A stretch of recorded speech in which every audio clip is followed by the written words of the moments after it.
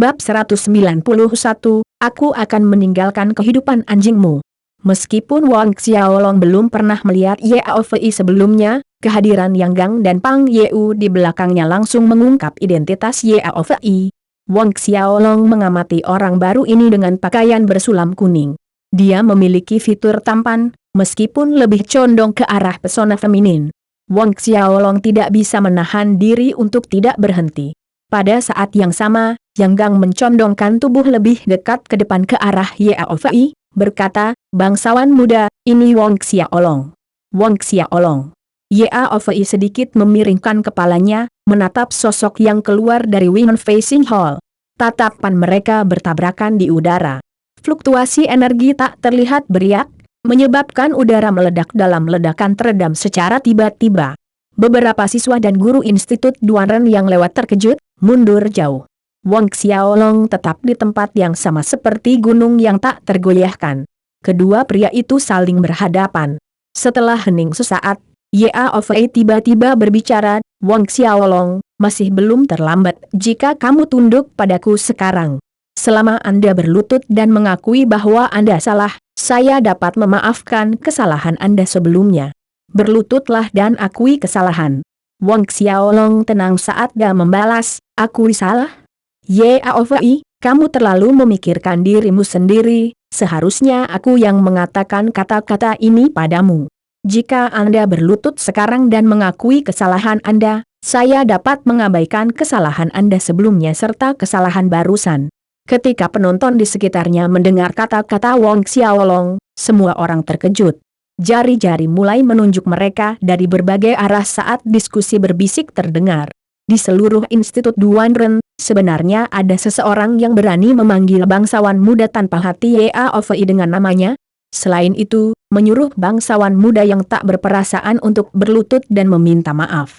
Yang Gang dan Pang Yeu juga tercengang, bertanya-tanya apakah otak Wang Xiaolong entah bagaimana rusak. Yao Fei tampak tercengang selama sepersekian detik sebelum tertawa berlebihan dengan tangan bergerak di udara seolah-olah dia baru saja mendengar lelucon paling lucu di dunia. Tapi mereka yang akrab dengan Yao Fei tahu Yao Fei benar-benar marah. Niat membunuh yang samar-samar terlihat menyebar dari tubuh Yao Fei. Tawanya mereda tetapi rasa dingin yang tajam di matanya melonjak. "Bagus sekali. Kamu orang pertama yang berani menyuruhku berlutut dan mengakui kesalahan." Terus, ketidakpedulian Wang Xiaolong bertahan, mengabaikan niat membunuh yang meningkat dari Yao Fei. Yao Fei memandang Wang Xiaolong dengan mata merendahkan, "Aku benar-benar ingin tahu, apakah ada masalah dengan kepalamu atau apakah kamu benar-benar sombong sehingga kamu bahkan tidak takut mati? Apakah Anda percaya saya dapat mengambil hidup Anda di sini sekarang? Jangan berasumsi bahwa hanya karena kamu mengalahkan Xie Putih kamu tidak terkalahkan di dunia ini. Memukulmu semudah menjentikan jariku. Betulkah?" Datang tanggapan hangat Wang Xiaolong. Tepat ketika semua orang di sekitar mengira Yao Fei akan menyerang, niat membunuh di sekitarnya menghilang, benar-benar menyatu, tapi, membunuhmu dengan begitu mudah agak terlalu membosankan. Saya akan menjaga kehidupan anjing Anda sehingga Anda dapat menemani saya bermain sedikit. Sampai hari itu tiba ketika aku bosan denganmu. Maka saya pribadi akan mengambil hidup Anda. Melemparkan pernyataannya, Yao Fei memberi isyarat kepada orang-orang di belakangnya dengan lambaian tangannya, "Kami pergi." Dia melewati Wang Xiaolong, memasuki Winon Facing Hall. Yang Gang, Pang Yeu, dan yang lainnya bergegas mengejar. Melewati Wang Xiaolong, Yang Gang dan Pang Yeu memandangnya seolah-olah mereka sedang melihat orang mati, bahkan siswa di sekitarnya pun memandang Wang Xiaolong dengan kasihan. Dia adalah Wang Xiaolong? Pertarungan kota kekaisaran tahun ini menjadi peserta pertama. Sayang sekali dia menyinggung bangsawan muda yang tak berperasaan. Kita hanya perlu menunggu pertunjukan yang bagus. Suara-suara memenuhi area itu. "Xiaolong, kita pada titik ini," Chen Qiang berbicara. "Ayo pergi dari sini dulu." Wang Xiaolong menggelengkan kepalanya. Wang Xiaolong dan Chen Qiang maju ke depan, meninggalkan jejak bisikan. Setelah meninggalkan Winon Facing Hall, mereka tiba di tempat kosong. Tidak lagi dapat mempertahankan kesunyiannya, Chen Qiang bertanya, Xiaolong, bagaimana Anda bisa memprovokasi bangsawan muda yang tidak berperasaan? Wang Xiaolong tidak menyembunyikan masalah ini, menceritakan undangan Yao Fei dan penolakannya kepada Chen Chang. Mendengarkan akhir cerita Wang Xiaolong, Chen Chang khawatir. Xiaolong, kamu tidak tahu pengaruh dan kekuatan bangsawan muda yang tidak berperasaan. Menyinggungnya sangat menyusahkan. Lalu dia melanjutkan, ada 2 orang di Institut Duanren yang sama sekali tidak boleh Anda singgung. Yang pertama adalah bangsawan muda Wuhan, Anda harus tahu siapa bangsawan muda Wuhan, dan yang lainnya adalah bangsawan muda tanpa hati. Wang Xiaolong menyeringai, kalau begitu aku sudah menyinggung Yao Fei, apa yang bisa aku lakukan? Melihat Wang Xiaolong masih tega bercanda, Chen Chang menjadi semakin cemas, bagaimana denganmu? Mustahil. Wang Xiaolong menggelengkan kepalanya. Dia tahu apa yang ingin disarankan oleh Chen Chang meminta maaf kepada Yao Fei. Chen Chang ingin mengatakan lebih banyak, tetapi Wang Xiaolong menyela, tidak apa-apa. Jangan khawatir. Dengan ini, Chen Chang hanya bisa menyerah. Beranjak dari itu, Wang Xiaolong mengajukan banyak pertanyaan tentang Institut Duanren. Memasuki institut 8 tahun sebelumnya, Chen Chang tahu lebih banyak darinya. Menurut Chen Chang, ada 5 bangsawan muda paling berpengaruh di kerajaan Duanren. Di antara mereka, 4 dari mereka Wuhan, Heartless, Ceris Petal, dan Demon Sword semuanya adalah murid divisi dalam Institut Duanren. Mereka berempat telah mengumpulkan kekuatan yang cukup besar dengan bangsawan muda Wuhan dan Heartless memimpin di depan. Petal Ceris Petal dan Pedang Iblis Muda sedikit lebih lemah. Penjelasan Chen Chang membantu Wang Xiaolong memahami pemisahan kekuasaan di Institut Duanren. Beberapa saat kemudian, Chen Chang membawa Wang Xiaolong ke asrama siswa baru. Akomodasi untuk siswa di Institut Duanren adalah halaman. Ada 2 kamar di dalam setiap halaman individu dan 2 siswa berbagi halaman. Nomor halaman yang ditugaskan Wang Xiaolong berada di area 98, halaman nomor 1. Namun, ketika Wang Xiaolong dan Chen Chang memasuki halaman nomor 1 di area 98, seseorang terlihat berdiri di tengah tempat dengan punggung menghadap Wang Xiaolong dan Chen Chang saat mereka masuk. Melihat punggung orang ini, Wang Xiaolong terkejut. Xie Putih.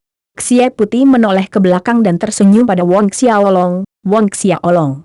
Sebuah pikiran melintas di benak Wang Xiaolong dan dia berkata, jangan bilang kita berada di halaman yang sama. Benar, Xie Putih tertawa, kenapa? Apakah saya tidak diterima? Wang Xiaolong mendekat dengan tawa riuh, selamat datang tanda seru. Tentu saja sama-sama kedua pria itu bergandengan tangan dan tawa terdengar di halaman. Berbagi pekarangan dengan Xie Putih di luar dugaan Wang Xiaolong, tetapi itu membuatnya sangat senang. Keduanya mungkin tidak banyak bicara, tetapi setelah pertempuran kota kekaisaran, setiap orang saling menganggap satu sama lain sebagai teman baik. Ini Chen Chang, dia berasal dari Akademi Bintang Kosmik yang sama denganku di kerajaan Luotong. Melepaskan cengkeramannya, Wang Xiaolong menunjuk ke arah Chen Chang di samping. Chen Chang dengan cepat menyapa, halo, bangsawan muda Xie. Xie Putih melambaikan tangannya, Nobel Xie muda apa? Panggil saja saya Putih, sama seperti Xiaolong. Karena kamu adalah teman Xiaolong, kamu juga bisa dianggap sebagai temanku mulai sekarang. Mendengar kata-kata Xie Putih, Chen Chang sedikit tersanjung. Lagi pula, Xie Putih adalah salah satu murid inti keluarga Xie, dan menurut selentingan, dia sangat dihargai dan disukai oleh leluhur Xie Ke. Kudengar kamu menyuruh Yao Fei untuk berlutut dan meminta maaf kepadamu sebelumnya. Xie Putih kemudian menoleh ke Wang Xiaolong, wajahnya menunjukkan senyum lebar saat dia memberi jempol besar kepada Wang Xiaolong, mengagumkan. Saya pikir di dalam seluruh siswa Institut Duanren, selain Duan Wuhan, Anda adalah satu-satunya yang berani mengucapkan kata-kata itu kepada Yao Fei. Bab 192, Distrik Hiburan. Wang Xiaolong kagum. Hampir 1 jam telah berlalu sejak insiden di depan Wind Facing Hall terjadi, namun beritanya sudah sampai ke Xie Putih. Tampaknya pengaruh keluarga Xie di Institut Duanren lebih dalam daripada yang terlihat di permukaan. Bagaimanapun, waspadalah saat berhadapan dengan Yao Fei. Xie Putih menambahkan beberapa saran sebagai renungan. Wang Xiaolong mengangguk, dia memikirkan hal yang sama. Xiaolong, Ayo minum. Xie Putih berkata di saat berikutnya, mengubah topik pembicaraan. Minum. Wang Xiaolong mengulangi dengan kosong. Kamu mungkin masih belum tahu kan? Institut Duanren memiliki distrik hiburannya sendiri. Ada tempat bernama Sapidity Wine House yang menyajikan sejenis wine bernama Sapidity Wine, bahkan lebih berkesan daripada Beauty Allure Wine dari Unforgettable Intoxication Restaurant. Xie Putih tertawa dengan antisipasi. Nyata? Wang Xiaolong menyeringai, kalau begitu kita benar-benar harus pergi agar aku bisa mengalaminya. Setelah datang ke dunia ini, Wang Xiaolong memperhatikan bahwa dia semakin menyukai anggur yang enak. Dia tidak memiliki banyak minat lain, anggur dapat dianggap sebagai panggilan terbesarnya. Maka, kelompok 3 orang yang dipimpin oleh Xie Putih menuju ke distrik hiburan Institut Duanren. Apa yang disebut distrik hiburan tidak jauh dari halaman asrama siswa baru Wang Xiaolong. 30 menit kemudian, mereka sampai di tujuan. Melihat distrik yang menyenangkan untuk dirinya sendiri, itu lebih besar dan lebih hidup dari yang dibayangkan Wang Xiaolong. Pejalan kaki bergerak mondar-mandir di jalanan seperti pemandangan yang biasa ditemukan di kota kecil yang makmur. Di dalam area distrik hiburan, toko-toko berbaris di sepanjang jalan lebar yang lebih luas daripada beberapa infrastruktur di dalam kota kerajaan. Siswa yang mengenakan jubah berwarna emas Institut Duanren terlihat di mana-mana, dan ada guru juga. Ayo masuk. Xie Putih memandu Wang Xiaolong dan Chen Qiang melalui jalan-jalan distrik yang menyenangkan. Saat dia berjalan, Wang Xiaolong mengamati desain luar dari toko-toko di sekitarnya. Gaya bangunan di sini sangat berbeda dari struktur megah Institut Duanren. Misalnya, Wing Facing Hall memancarkan perubahan zaman kuno sedangkan bangunan di sini di distrik hiburan memancarkan semangat, dan kemajuan. Bagian depan toko di distrik hiburan sebagian besar dibuka oleh keluarga besar Kekaisaran Duanren. Apapun yang bisa Anda beli di luar, Anda bisa mendapatkan barang yang sama di sini, dan apa yang tidak bisa Anda dapatkan di luar, Anda bisa mendapatkannya di sini. Xie Putih menjelaskan kepada Wang Xiaolong saat mereka bermanuver melewati kerumunan, misalnya, pelet kelas 7 yang tidak bisa Anda dapatkan di luar, Anda bisa mendapatkannya di sini. Pelet kelas 7. Wang Xiaolong sedikit tercengang. Xie Putih mengangguk, ya, benar. Ada tempat bernama Bright Radiant Chair Exchange yang ditangani oleh 3 firma terbesar di Kekaisaran. Jika mereka akan mengadakan pelelangan, kemungkinan besar mereka akan menjadi kelompok yang menawarkan pelet tingkat 7, namun itu tidak dijamin. Secara umum, pelet tingkat 7 hanya muncul setiap beberapa tahun sekali. Wang Xiaolong mengangguk. Tidak disangka bahwa 3 perusahaan terbesar di Kekaisaran akan bekerja sama dan mengembangkan pasar perdagangan seperti Bright Radiant Chair Exchange yang mampu melelang pelet kelas 7. Tiba-tiba, Xie Putih yang memimpin di depan berhenti mendadak. Satu jari menunjuk ke gedung tinggi tertentu yang didekorasi dengan berbagai warna merah dan merah muda. Dia tertawa kecil, lain kali aku akan membawamu ke sana. Ada banyak hal menyenangkan di dalamnya. Mata Wang Xiaolong mengikuti ke arah yang ditunjuk Xie Putih dan melihat bahwa pintu masuk gedung itu cukup semarak. Ada aliran orang yang datang dan pergi dari tempat itu. Setelah mengamati sebentar, Wang Xiaolong akhirnya menyadari apa yang salah, semua pelanggannya adalah laki-laki. Sebuah rumah merah. Istilah itu terlintas di benak Wang Xiaolong, dia tidak pernah membayangkan distrik hiburan Institut Duanren akan memiliki fasilitas seperti ini. Dengan kata lain, rumah merah adalah rumah bordil. Apakah kamu tidak penasaran mengapa tempat seperti itu ada di dalam lingkungan institut? Xie Putih melanjutkan tanpa menunggu jawaban, sebenarnya tidak ada yang aneh. Dari puluhan ribu siswa dan guru Institut Duanren, 80% diantaranya adalah laki-laki. Benar sekali, kita semua memiliki kebutuhan fisiologis, jadi rumah merah yang ada di sini sebenarnya cukup normal. Selanjutnya, itu diizinkan oleh Kaisar Duanren. Kaisar Duanren mengizinkannya. Wang Xiaolong menggelengkan kepalanya ke dalam. Ada banyak wanita cantik di rumah merah ini, dan masing-masing ahli dalam aspek itu. Pada titik ini, Xie Putih tiba-tiba menekan suaranya saat dia berbicara kepada Wang Xiaolong. Zhao Wuji itu adalah bos besar di balik rumah merah ini. Mata Wang Xiaolong melebar karena terkejut. Zhao Wuji. Kamu tidak bisa menebaknya? kan? Xie Putih menyindir. Memang, ini juga sesuatu yang tidak diharapkan oleh Wang Xiaolong. Zhao Wuji sebenarnya adalah orang yang mengendalikan rumah merah di belakang layar. Apa hubungan Zhao Wuji dengan Yao Fei? Wang Xiaolong tiba-tiba bertanya. Xie Putih melongo sejenak sebelum menjawab dengan suara serius, di permukaan, tidak ada hubungan apapun di antara mereka selain keuntungan terkait bisnis. Kekuatan di belakang Zhao Wuji tidak lemah.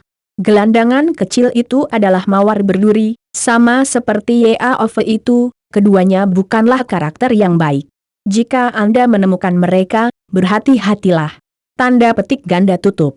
Manfaat terkait bisnis? Wang Xiaolong mengangguk pada Xie Putih. Chen Qiang mengikuti dengan tenang di belakang mereka berdua, tidak mengeluarkan suara. Dia telah mengunjungi kawasan distrik hiburan beberapa kali di masa lalu. Pengeluaran di sini tinggi, bukan sesuatu yang mampu dibeli oleh siswa seperti dia.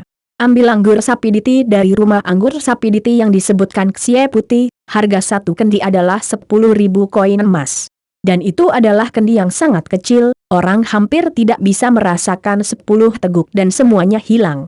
Beberapa saat kemudian, mereka bertiga tiba di Sapiditi Wine House. Meskipun mereka belum masuk, aroma anggur yang harum tercium, membangkitkan intrik mereka. Berjalan ke restoran, mereka menemukan meja di dekat jendela di lantai dasar dan duduk. Ada 3 lantai ke restoran. Lantai dasar untuk siswa biasa di bawah Xiantian Orde ketiga, lantai pertama melayani siswa elit dari Xiantian ketiga, keempat hingga keenam Orde, sedangkan lantai 2 disediakan untuk Orde ketujuh Xiantian dan di atasnya, biasanya institusi divisi dalam siswa tunda. Duduk, Xie Putih memanggil pelayan restoran. Berapa kendi Sapiditi Wine yang tersisa untuk hari ini? Xie Putih bertanya. Pelayan itu melongo sebentar, lalu menjawab, masih ada 123 kendi yang tersisa. Penjualan harian Sapiditi Wine dibatasi hingga 1.000. Bawa semuanya ke sini, perintah Xie Putih. Semuanya. Pelayan restoran sangat terkejut ketika dia memandang Xie Putih dengan curiga, bertanya-tanya apakah dia salah dengar. Satu kendi anggur berharga 10.000 koin emas, dan 123 kendi berarti 1.230.000 koin emas. Bahkan beberapa generasi muda keluarga besar tidak mampu membuang begitu banyak sekaligus. Pada saat ini, Xie Putih menarik kartu ungu emas dan melemparkannya ke arah pelayan restoran. Pergilah, bawa sisa anggur ke sini. Pelayan restoran tercengang saat melihat kartu ungu emas itu. Beberapa saat kemudian, dia mengangguk dengan cepat dan berkata, tolong tunggu sebentar bangsawan muda, saya akan menyiapkan semuanya dan mengirimkan sisa Sapiditi Wine. Pelayan restoran bergegas pergi setelah dia selesai mengatakan itu. Tapi saat ini, 2 orang lagi masuk. Saat mereka duduk, salah satu dari mereka memerintahkan dengan kasar, pelayan kecil, pergi dan bawa semua anggur Sapiditi yang tersisa ke sini. Pelayan restoran pergi, tersenyum meminta maaf. Dia berkata, permintaan maaf kepada 2 bangsawan muda, semua anggur Sapiditi yang tersisa untuk hari ini telah diambil oleh bangsawan muda di sana sekarang. Matanya menunjuk ke meja Wang Xiaolong. Kedua pemuda itu menoleh untuk melihat. Xie Putih keduanya menyebut nama itu bersamaan. Xie Putih mengangguk pada mereka berdua, berkata dengan nada santai, maaf, saya telah membeli semua Sapiditi Wine yang tersisa untuk hari ini. Ternyata, Xie Putih mengenal mereka, tapi mereka tidak dekat. Namun, agar kedua orang ini memiliki kemampuan untuk memesan Sapiditi Wine yang tersisa tanpa berkedip, itu menunjukkan identitas mereka tidak sederhana. Bab 193, menyelidiki keberadaan Absolute Soul Pearl. Miliki semuanya. Kedua pemuda itu memiliki ekspresi jelek di wajah mereka. Ketika salah satu dari mereka hendak berbicara, temannya menahannya sambil sedikit menggelengkan kepalanya. Dia kemudian berbalik dengan senyum tipis ke arah Xie Putih, karena adik Putih telah memesan sisa anggur Sapiditi untuk hari ini, maka kita bersaudara akan mengunjungi hari lain. Dia menarik temannya keluar dari restoran di depan Wang Xiaolong, Xie Putih, dan Chen Qiang setelah mengakhiri kalimatnya. Melihat kedua siluet itu pergi, Xie Putih berbicara, mengarahkan kata-katanya ke Wang Xiaolong, keduanya memiliki hubungan denganmu. Terkait dengan saya? Wang Xiaolong bingung. Xie Putih mengangguk, mereka adalah anggota keluarga Guo. Keluarga Guo. Wang Xiaolong langsung mengerti bahwa keluarga Guo yang dimaksud Xie Putih adalah satu dan sama dengan keluarga Guo Tai. Perusahaan jutaan harta karun keluarga Guo adalah salah satu dari 3 firma terbesar Duan Ren Empire, jadi tidak heran jika kedua orang itu bertindak seperti Parvenus saat mereka memasuki restoran, memesan semua sapi di Tiwain sebelum mereka duduk secara resmi. Yang gemuk disebut Guo Zhi, yang lain Guo Fei. Mereka bersaudara dan ayah mereka adalah Guo Shi Wan, kakak tertua Guo Shi Wan. Dia juga kebetulan diakui sebagai patriark keluarga Guo. Xie Putih menambahkan. Wang Xiaolong mengangguk, ini berarti Guo Zhi dan Guo Fei adalah kakak sepupu Guo Tai. Nanti, ketika adik perempuannya menikah dengan keluarga Guo, dia akan menyebut dia sebagai paman sulung. Pada saat ini, pelayan restoran telah mengirimkan sisa lebih dari 100 kendi anggur ke meja mereka. Xie Putih tertawa, ayo, rasakan sapi di Tiwain ini. Saya jamin setelah hari ini, Anda pasti ingin datang ke sini setiap hari. Xie Putih membuka kendi dan memberikannya kepada Wang Xiaolong. Segera, aroma anggur aromatik memenuhi udara. Wang Xiaolong mengambil kendi, mengendus ringan dan menyesapnya. Rasa gurih memenuhi mulutnya saat cairan meluncur ke tenggorokannya, begitu sangat halus sehingga dia sudah menikmati rasanya sebelum menghilang. Seperti yang diklaim Xie Putih, sapi di Tiwain ini jauh lebih baik daripada beef di Alure Wine. Tidak lama kemudian, pelayan restoran kembali dengan beberapa lauk pauk yang enak untuk meja Wang Xiaolong. Di rumah anggur sapi Diti, para tamu yang membeli lebih dari 3 kendi anggur disajikan semeja makanan enak secara gratis. Dengan demikian, suara dentingan cangkir anggur terdengar terus-menerus dari meja Wang Xiaolong. Mereka bertiga meminum setiap tetes terakhir dari 123 kendi anggur. Wang Xiaolong dan Xie Putih tidak terlalu memikirkannya. Namun, hati Chen Qiang berdarah karena kerusakan itu. 123 kendi sapi di Tiwain setara dengan 1.230.000 koin emas. Meskipun keluarga Chen Qiang dianggap sebagai kekuatan besar di kerajaan Luotong, mereka tidak akan mampu mengumpulkan begitu banyak koin emas bahkan jika mereka telah menjual semua panci dan wajan di rumah mereka. Tidak lama kemudian, ketiganya meninggalkan restoran, kembali ke halaman asrama. Di tengah jalan, Chen Qiang berpisah dari mereka. Kembali ke halaman pertama area 98, Wang Xiaolong melihat sekeliling kamarnya dengan hati-hati untuk pertama kalinya. Ruangan itu tidak besar, kira-kira sekitar 20 kaki persegi. Dekorasi ruangan adalah tempat tidur batu giok yang dingin dan beberapa perabot sederhana, seperti meja rias dengan beberapa laci. Tempat tidur batu giok yang dingin, meskipun mengolahnya dapat meningkatkan kecepatan pengumpulan energi spiritual, itu tidak lagi memiliki efek yang sama untuk Wang Xiaolong. Belum lagi tempat tidur giok dingin di dalam cincin asuranya berkali-kali lebih baik daripada yang ini. Setelah tur singkat ke kamarnya, Wang Xiaolong berpisah dari Xie Putih dan melihat-lihat sendiri Institut Duan Ren. Tentu saja dia akan mengingat tujuan terpentingnya saat mendaftar ke Institut Duan Ren. Nomor 4 dalam daftar harta karun surgawi, Mutiara Jiwa Mutlak. Untuk saat ini dia memiliki nomor 9, Pagoda Harta Karun Linglong, dan nomor 6, Cincin Pengikat Dewa. Jika dia bisa mendapatkan dan memurnikan Absolute Soul Pearl juga, kecepatan kultivasinya akan meningkat lagi. Dia perlu mempercepat kultivasinya untuk mencapai alam saint secepat mungkin. Menurut apa yang dikatakan Zhao Su, kakak seniornya Chen Tianqi mungkin telah menembus ke Ordo ke-6 alam saint. Bahkan jika dia belum mencapai Saint Realm 6th Order, paling tidak, dia berdiri di puncak Saint Realm 5th Order. Wang Xiaolong berjalan-jalan di sekitar Institut Duan Ren selama 2 jam, tetapi pagoda harta karun Linglong dan cincin pengikat dewa di dalam tubuhnya tidak bereaksi. Pada saat ini, langit di luar sudah gelap. Alih-alih kembali ke halaman asrama, Wang Xiaolong meninggalkan Duan Ren Institute, menuju Southern Hill Estate. Berjalan ke aula besar, Wang Xiaolong mengirim pelayan budak untuk memanggil Zhao Su dan Fei Hao. Ketika keduanya tiba, Wang Xiaolong bertanya tentang perkembangan relokasi Nine Tripod Commerce dan pengaturan para murid. Fei Hao berkata dia melihat halaman yang cocok, dan itu tidak jauh dari Southern Hill Estate. 9 murid dagang tripod yang dipindahkan dapat diatur di sana. Tapi masalah itu menunggu negosiasi dengan pemilik. Wang Xiaolong mengangguk. Dia memberitahu VIHO untuk terus mengamati pergerakan YAOVI, menceritakan apa yang terjadi di Wind Facing Hall pagi ini kepada VIHO dan Zhao Su. Dia kemudian mengingatkan mereka untuk waspada terhadap YAOVI. Mendengar ini, Zhao Su mendengus dengan jijik, hanya bocah kurus yang masih basah di belakang telinga. Benar-benar konyol. Dia berani menyuruh Sovereign untuk berlutut di depannya dan meminta maaf. Bukan hanya itu, tapi menyerah padanya di atas segalanya.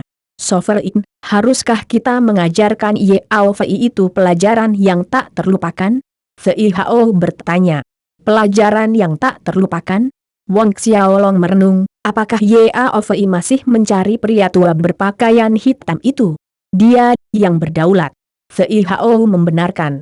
Bagi siapapun yang datang untuk menyelidiki keberadaan orang itu, tangkap dan bunuh mereka di tempat. Wang Xiaolong memandang Zhao Su saat dia mengatakan ini.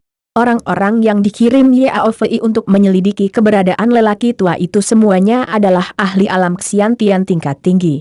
Tentu saja, Wang Xiaolong tidak keberatan memiliki bahan untuk menyempurnakan beberapa pelet kelas 7 lagi. Dia bisa memberikannya kepada orang tuanya, Wang Peng dan Su Yan, jika dia tidak menggunakannya untuk dirinya sendiri. Dibatasi oleh kelas roh bela diri mereka, kemungkinan bagi mereka untuk berhasil masuk ke alam ksiantian hampir nol, tetapi menelan beberapa pelet kelas 7 akan meningkatkan kondisi fisik mereka dan meningkatkan umur panjang mereka. Ya, penguasa. Zhao Su berdiri dan mengakui perintah Wang Xiaolong dengan hormat. Beberapa saat kemudian, keduanya mundur dari aula besar sementara Wang Xiaolong memprakarsai cincin pengikat dewa dan memasuki medan perang kuno. Di medan perang kuno, Wang Xiaolong terus berusaha mengolah Asura Tactics dan Body Metamorphosis Scripture secara bersamaan, lalu beralih ke pelatihan GOD Binding Palm. GOD Binding Palm adalah keterampilan pertempuran warisan dari GOD Binding Ring. Itu sangat mendalam, menghubungkan hukum unsur ruang dan waktu.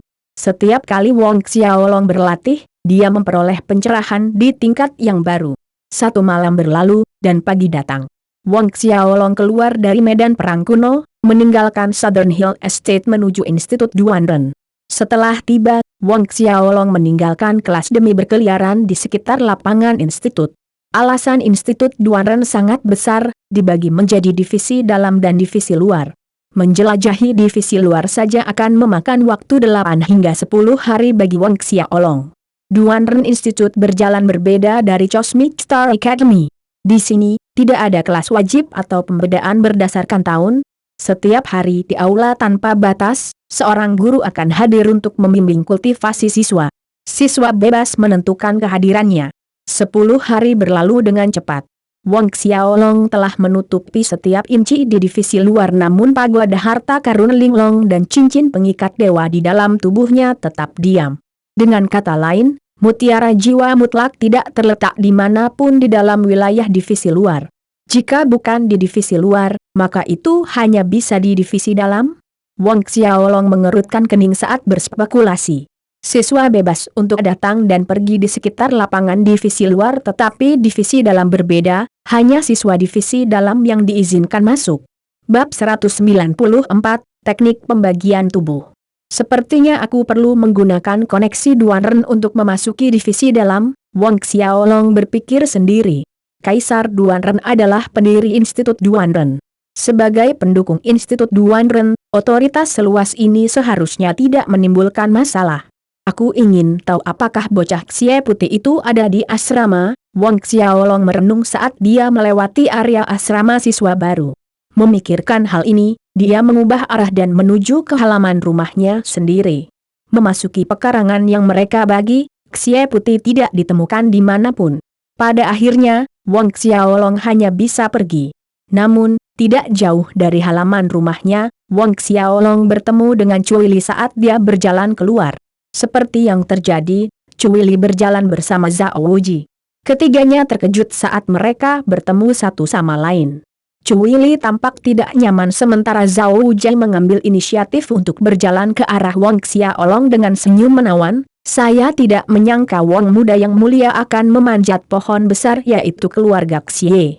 Kudengar Xie Putih mengundangmu untuk minum sapiditi wine, seharga lebih dari 1 juta emas. Tidak ada reaksi dari Wong Xiaolong. Tapi, bakat muda Wang yang mulia memang cukup layak bagi keluarga Xie untuk menghabiskan angka setinggi itu untuk menarikmu. Dia tertawa terbahak-bahak saat kata-katanya berakhir, menggunakan satu tangan ramping untuk menutupi separuh mulutnya dengan pura-pura. Gemuruh tawa terdengar saat bagian depan dadanya bergetar dalam gelombang bergelombang. Wang Xiaolong melirik Zhao Wuji dengan acuh tak acuh, apakah ada sesuatu yang kamu inginkan? Jika tidak, ambil payudara besarmu itu dan enyahlah. Payudara besar. Enyahlah. Tawa halus Zhao Wuji membeku di udara. Tubuhnya menegang dan senyum menawan di wajahnya menjadi bengkok dan jelek. Kata-kata tak terduga Wang Xiaolong juga mengejutkan Cui Li, menoleh untuk menatapnya ternganga. Dia tidak pernah membayangkan kekasaran seperti itu datang dari bibir Wang Xiaolong, seseorang yang terlihat begitu anggun dan halus. Wajah Zhao Wuji memerah seperti ditampar, dan ada kilatan tajam di matanya. Dadanya naik turun, dia jelas sangat marah. Selama dia hidup, ini adalah pertama kalinya seseorang berani berbicara dengannya dengan cara seperti itu di depan wajahnya, untuk mengambil payudara besarnya dan enyahlah. Wang Xiaolong, kamu, mata Zhao Wuji menyemburkan api. Momentum yang menekan naik, melonjak ke langit. Beberapa saat sebelum Zhao Wuji hendak menyerang, sebuah suara terdengar, Zhao Wuji, kamu berani mengabaikan peraturan institusi, bertarung dengan alasan. Mereka bertiga menoleh dan melihat Xie Putih berjalan ke arah mereka dengan langkah lambat dan tidak tergesa-gesa. Sedikit keraguan melintas di wajah Zhao Wuji, lalu dia berbalik dan menatap Wang Xiaolong. Mari kita lihat apakah kamu masih hidup untuk mengulangi kata-kata itu lagi kepadaku saat kita bertemu lagi. Meninggalkan kalimat ini, Zhao Wuji berbalik dan pergi. Cui Li berjuang sejenak sebelum dia berbalik dan mengikuti Zhao Wuji, meninggalkan tempat itu. Ada emosi khawatir dan rumit di wajah Cui Li saat dia melirik Wang Xiaolong sebelum menghilang dari pandangan.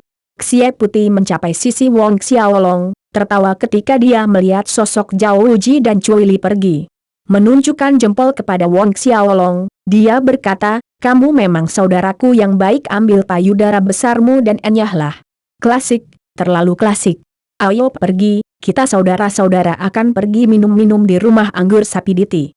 Tanpa menunggu balasan dari Wang Xiaolong atas undangannya, dia menarik Wang Xiaolong menuju lokasi tersebut. Sesampainya di rumah anggur Sapiditi, Xie Putih memerintahkan pelayan untuk mengirimkan semua kendi anggur yang tersisa kepada mereka seperti terakhir kali mereka berada di sana. Karena dia mengenali Xie Putih, kali ini pelayan restoran tidak ragu-ragu. Dia segera pergi untuk mengurus pesanan Xie Putih, mengirimkan sekitar 200 kendi Sapiditi wine yang tersisa untuk hari itu. Tidak lama setelah Xie Putih dan Wang Xiaolong mulai menikmati anggur mereka, Guo ZHI dan Guo Fei sekali lagi masuk ke restoran. Guo Brothers berjalan ke tempat itu dan hal pertama yang mereka lihat adalah Xie Putih dan Wang Xiaolong.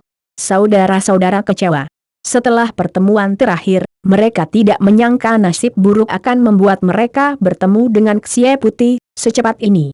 Xie Putih melihat saudara-saudara masuk, dia tertawa dalam suasana hati yang sangat baik. Maafkan saya kalian berdua, saya telah membeli sisa Sapiditi wine untuk hari ini. Pernyataan tidak berperasaan ini membuat ekspresi Guo Brothers menjadi lebih suram. Karena saudara Xie telah memesan semuanya, maka kita saudara akan datang lagi di lain hari. Guo ZHI meremas senyum yang kuat dan menjawab, lalu keduanya berbalik untuk pergi tanpa kata-kata lagi. Di luar gedung, suara serius Guo ZHI terdengar, kembalilah dan kirim seseorang untuk menyelidiki siapapun kecil itu bersama Xie Putih. Aku mengerti, kakak. Beberapa jam kemudian, Wang Xiaolong dan Xie Putih meninggalkan rumah anggur Sapiditi ke arah yang berbeda. Wang Xiaolong kembali ke Southern Hill Estate. Kegelapan secara bertahap menaungi langit kuning kehitaman. Saat dia berjalan di sepanjang jalan yang sepi, niat membunuh yang tiba-tiba meledak dan menghilang dengan cepat. Langkah kaki Wang Xiaolong terhenti. Pada saat yang sama, dia menggunakan kemampuan Phantom Shadow dan siluetnya menghilang dalam sekejap, menghindari serangan dalam celah yang sangat kecil. Cahaya dingin yang tajam terlihat membelah tempat dia berdiri sebelumnya. Seorang pria berpakaian hitam dari kepala sampai kaki menunjukkan dirinya. Wang Xiaolong menatap orang itu dengan dingin. "Yaofei mengirimu." Orang lain memilih diam sebagai tanggapannya. Sosok pria itu berkedip saat telapak tangannya sekali lagi mengarah ke Wang Xiaolong. Percikan pedang mekar di malam hari, menciptakan lambang bundar di kegelapan di atas. Wang Xiaolong dengan tegas berubah menjadi asura fisikwe miliknya. Niat membunuh berputar seperti badai saat dia mengepakkan sayap iblis eboni, sekali lagi menghindari serangan pihak lain. Blades of Asura muncul, mencengkeram kuat di telapak tangan Wang Xiaolong saat dia menebas. Badai neraka. Deru neraka bergema sepanjang kegelapan malam. Dua pusaran angin neraka muncul dari udara tipis, seketika membuat pria berpakaian hitam itu kewalahan. Terkejut, pria itu melompat mundur secepat yang dia bisa, tubuhnya diselimuti kabut hitam yang berputar-putar saat kelelawar hitam muncul di belakangnya. Kelelawar hitam dengan 6 sayap dan mata ungu. Wang Xiaolong mengenali roh bela diri ini pada pandangan pertama, kelelawar murid Violet. Ini adalah roh bela diri yang sangat langka dengan reputasi yang menyaingi bakat roh bela diri yang luar biasa.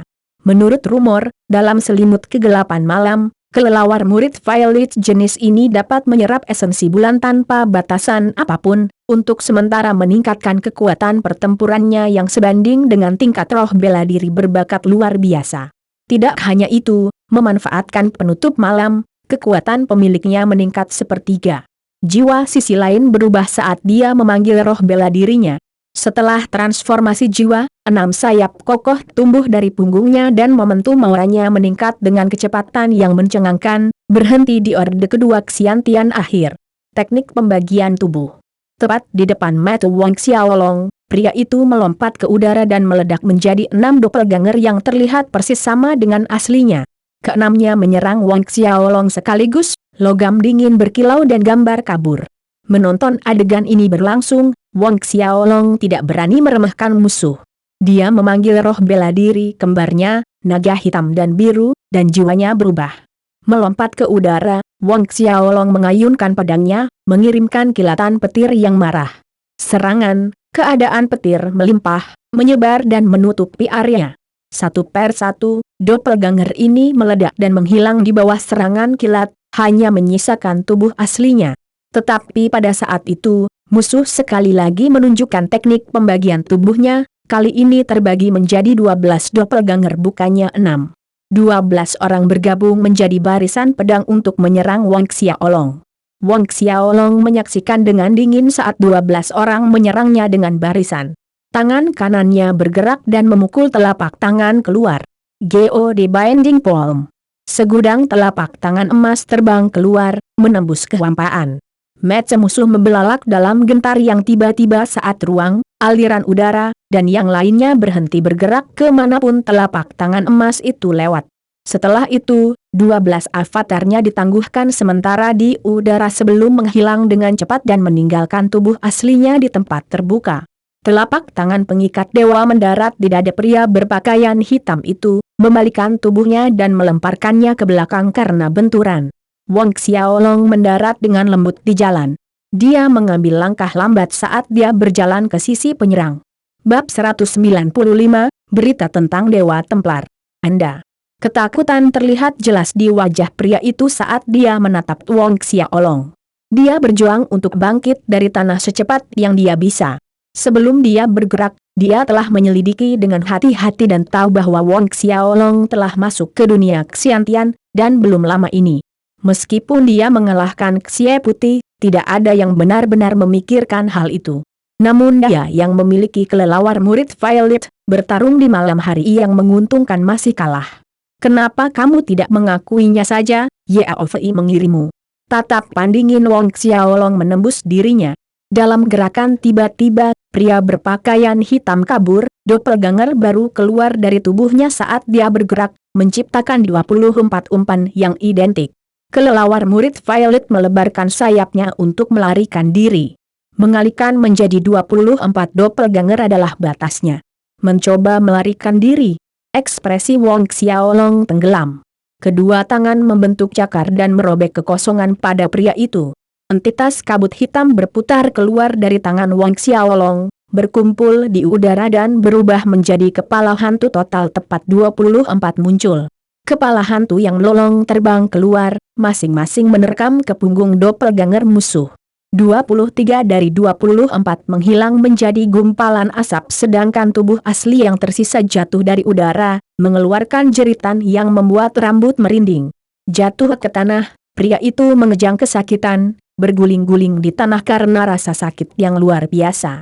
Daging punggungnya di mana serangan itu mendarat adalah kekacauan yang tidak dapat dibedakan, energi gelap beriak di bawah luka terbuka yang membentuk jejak kepala hantu. Lolongan hantu bergema tanpa henti di jalan yang gelap. Ini adalah langkah pertama dari Asura Demon Claw, Laments of Thousands of Demons. Wang Xiaolong mungkin tidak rajin berlatih, tetapi seiring berjalannya waktu dan dengan peningkatan kekuatannya, kekuatan serangannya meningkat secara signifikan. Saat ini, di bawah kendali Wang Xiaolong, gerakan pertama cakar iblis Asura, ratapan ribuan iblis, dapat membentuk lebih dari 30 hantu dengan satu serangan. Diserang oleh cakar iblis Asura, tubuh lawan akan diserang oleh ribuan ki negatif iblis, yang tidak diragukan lagi 1000 kali lebih buruk daripada ki dingin keterampilan pedang Asura. Aku mohon, bunuh saja aku. Beberapa detik kemudian, jeritan tragis memohon belas kasihan memenuhi jalan yang sepi. Pria berpakaian hitam tidak dapat mentolerir tingkat penyiksaan dan memohon belas kasihan dari Wang Xiaolong. Bicaralah, siapa yang mengirimu? Wang Xiaolong mendekati pria itu, suaranya berbahaya dan rendah. Itu adalah Guo Zhi. Pria itu berteriak terengah-engah. Guo Zhi. Wang Xiaolong tertegun. Guo Zhi, keluarga Guo, dua Guo bersaudara, Guo Zhi dan Guo Fei? Ya, itu mereka. Pria berpakaian hitam itu mengakui, saya mohon, bunuh saja saya, biarkan saya mati tanpa rasa sakit. Mata Wang Xiaolong menjadi sedingin es setelah mendengar pengakuan pria itu, dia tidak menyangka orang di balik ini sebenarnya adalah dua Guo Brothers. Dua kemungkinan tersangka yang terlintas dalam pikirannya untuk mengirim orang ini adalah Yao Fei atau Zhao Ji. Namun, dia dilempar bola lengkung oleh Guo Brothers. Hanya karena dia dan Xie Putih menghalangi mereka dua kali dengan insiden sapi di Tiwain, dan mereka tidak berani menyentuh Xie Putih, semua kemarahan mereka dilampiaskan padanya. Sepertinya dia meremehkan kepicikan dari sepasang saudara ini. Mengamati pria itu mengepak seperti ikan keluar dari air, sebuah ide melanda Wang Xiaolong seperti sambaran petir. Dengan pikiran, dia memanggil pagoda harta karun Linglong dan memulai penghancuran 1000 iblis di dalam kuali 1000 binatang. Kekuatan hisap yang kuat langsung melilit pria itu dan menariknya ke dalam kuali 1000 binatang. Namun, Wang Xiaolong tidak mulai memurnikan pria itu di tempat. Sebaliknya, tubuhnya menghilang, meninggalkan daerah itu dan kembali ke Southern Hill Estate.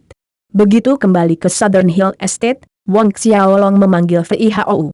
Untuk menyempurnakan ahli Xiantian tahap awal jauh lebih mudah, menggunakan Fei Hao dan ki pertempurannya cukup untuk tugas itu. Hanya butuh waktu 1 hari sebelum pria berpakaian hitam itu benar-benar halus. Namun, dengan kekuatan Xiantian Second Lordernya, hasilnya hanya pelet kelas 5 menengah. Untuk Wang Xiaolong saat ini, pelet 5 kelas menengah telah kehilangan keampuhannya. Saat penyempurnaan selesai, Wang Xiaolong dan Fei Hao meninggalkan ruangan. Pindah ke aula besar, keduanya duduk dan Fei Hao berinisiatif untuk berbicara terlebih dahulu. Sovereign, pria berpakaian hitam ini dikirim oleh Yao Fei? Wang Xiaolong menggelengkan kepalanya, itu adalah Guo Zhi dan Guo Fei, dua bersaudara. Guo Zhi dan Guo Fei bersaudara. Jejak kebingungan tampak jelas di mata Fei Hao. Oleh karena itu, Wang Xiaolong menjelaskan secara singkat identitas Guo Zhi dan Guo Fei dan menyebutkan masalah tentang sapi di Tiwain. Sovereign, apakah Anda ingin kami tanda tanya? Fei Hao menyarankan dengan sikap ingin tahu. Wang Xiaolong menggelengkan kepalanya dan melambaikan tangannya, berkata, apakah Yao Fei mengirim seseorang untuk menyelidiki petunjuk pria tua berpakaian hitam itu? Fei Hou tersenyum hormat saat dia melapor ke Wang Xiaolong. Aku akan melapor ke Sovereign bahwa kustodian kiri Zhao Su menangkapnya sehari sebelum kemarin.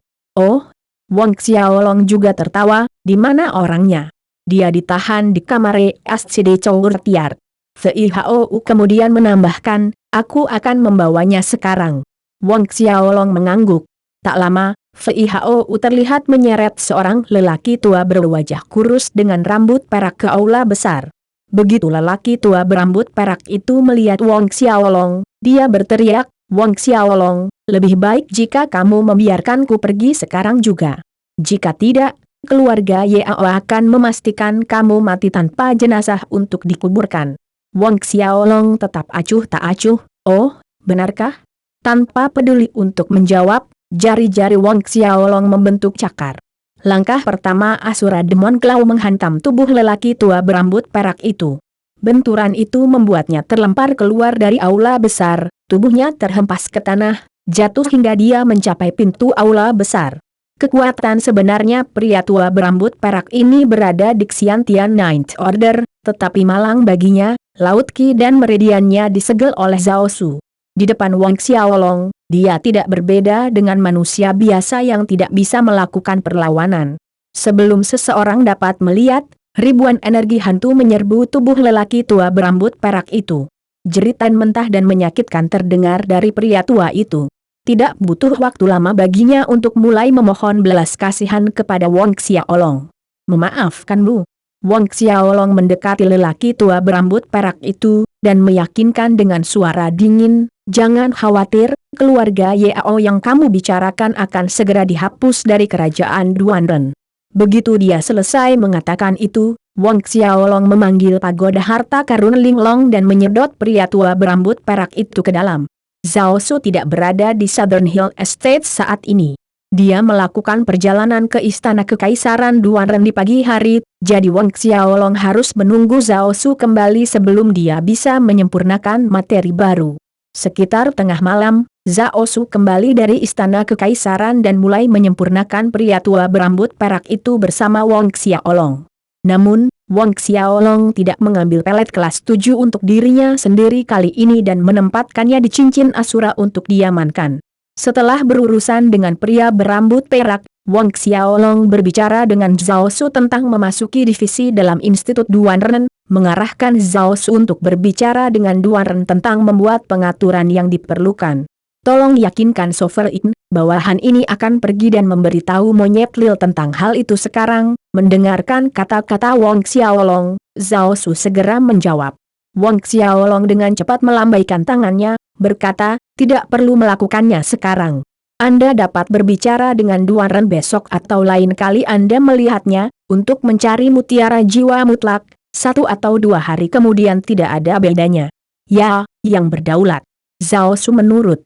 Zhao Su, apakah kamu tahu kekuatan yang menyebut diri mereka sebagai Dewa Templar? Wang Xiaolong tiba-tiba mengajukan pertanyaan kepada Zhao Su. Faktanya, Wang Xiaolong ingin menanyakan tentang Dewa Templar misterius ini dari Zhao Su jauh lebih awal. Hao Tian dan Fei Hou tidak menyadari keberadaan mereka, tetapi mungkin Zhao Su mengetahuinya. Dewa Templar? Zhao Su menggelengkan kepalanya, belum pernah mendengarnya. Bahkan Zhao Su tidak mengetahuinya. Wang Xiaolong mengerutkan kening. Sekali lagi, kemisteriusan Dewa Templar ini jauh melebihi prediksi Wang Xiaolong. Bahkan Zhao Su tidak tahu apa-apa tentang itu. Karena Sovereign menginginkan informasi tentang Dewa Templar, aku juga akan bertanya pada Monyet Lil tentang itu, Zhao Su menambahkan. Wang Xiaolong mengangguk setuju, ini adalah jalan yang harus diambil ketika tidak ada jalan lain. Hanya saja, setiap kali Zhao Su memanggil Duanren Emperor Lil Mon Kai, Wang Xiaolong merasa canggung. Selama 2 hari berikutnya setelah itu, Wang Xiaolong tidak meninggalkan Southern Hill Estate dan malah berkultivasi di sana sendiri. Di pagi hari 2 hari kemudian, Zhao Su datang untuk melapor ke Wang Xiaolong, Sovereign, saya punya berita tentang Dewa Templar.